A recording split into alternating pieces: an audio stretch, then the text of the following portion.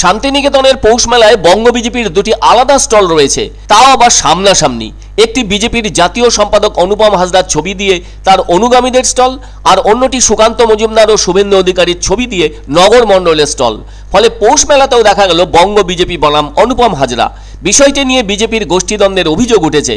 বিজেপির জাতীয় দলের সম্পাদক অনুপম হাজরা সরব হয়েছেন চোর মুক্ত বিজেপি চাই বলে স্লোগান তুলে বঙ্গ বিজেপির বিরুদ্ধে, যে কারণে দলের রাজ্য সভাপতি সুকান্ত মজুমদার, রাজ্য সম্পাদক অমিতাভ চক্রবর্তী সহ একাধিক নেতার বিরুদ্ধে সোশ্যাল নেটওয়ার্ক সাইট ফেসবুকে পোস্ট করেছেন অনুপম হাজরা। আর এমন ঘটনায় বঙ্গ বিজেপির সঙ্গে অনুপম হাজরার দূরত্বের বিষয়টি অনেকখানি স্পষ্ট হলো শান্তিনিকেতনের পৌষ মেলায়। পূর্বপল্লীর মাঠে রাজ্য সরকার আয়োজিত পৌষ মেলায় একেবারে সামনাসামনি দুটো আলাদা স্টল রয়েছে বিজেপির, যার মধ্যে একটি স্টলে প্রধানমন্ত্রী সহ বিজেপির সর্বভারতীয় সভাপতি জেপি নাড্ডার সঙ্গে অনুপম হাজরার ছবি দেওয়া ফ্লেক্স আছে।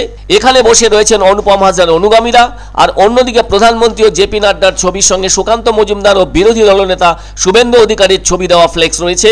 তাতে আবার বিজেপির বোলপুর সাংগঠনিক জেলার নেতাদেরও ছবি দেওয়া আছে।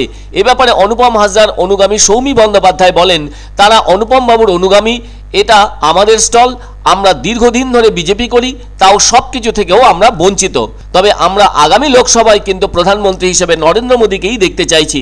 অন্যদিকে বিজেপির অপর স্টলে থাকা দলের যুব মোর্চার সদস্য মনতোষ ঘোষ বলেন, এটা বিজেপির বোলপুর সাংগঠনিক জেলার স্টল, আর ওটা অনুপম হাজরা স্টল। উনিও বিজেপি করেন, বাকি বিষয়ে তার দ্বারা কিছু বলা সম্ভব নয় বলে জানান মনতোষ বাবু। এ ব্যাপারে পৌষ মেলায় সামনাসামনি বিজেপির দুটি স্টল নিয়ে গোষ্ঠীদ্বন্দ্বের কটাক্ষ তৃণমূলের। এ প্রসঙ্গে বীরভূম জেলা পরিষদের সভাধিপতি তথা তৃণমূল নেতা কাজল শেখ বলেন, বিজেপির লোকজন নেই, তাও গোষ্ঠীদ্বন্দ্ব। শুধু এখানে নয়, সমগ্র বাংলা জুড়েই ওদের সংগঠন নেই। এই নেতা এলে ও যায় না, এই তো ওদের চলছে।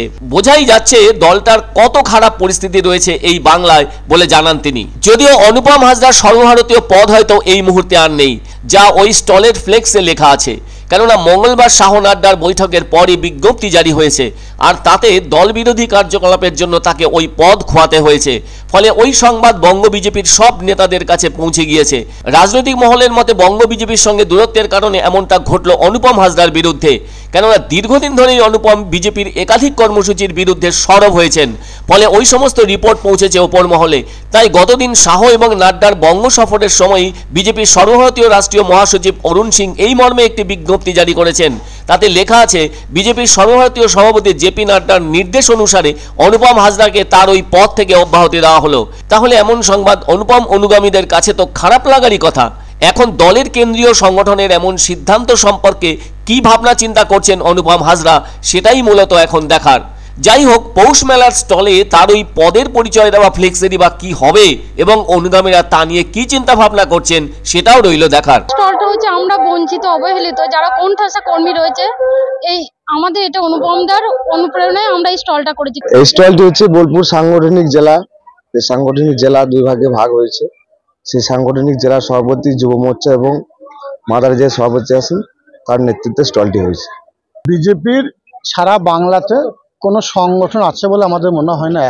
ওরা যখন ভোটের বাজনা বাজে তখন আসে, সে মানুষকে অর্থের প্রলোভন দেখিয়ে ভুল বুঝিয়ে জাতি ভেদ নিয়ে মানুষের মধ্যে ভেদাভেদ করে তাদের মধ্যে দ্বন্দ্ব লাগিয়ে যেটুকু ভোট পারে লুটপাট করে।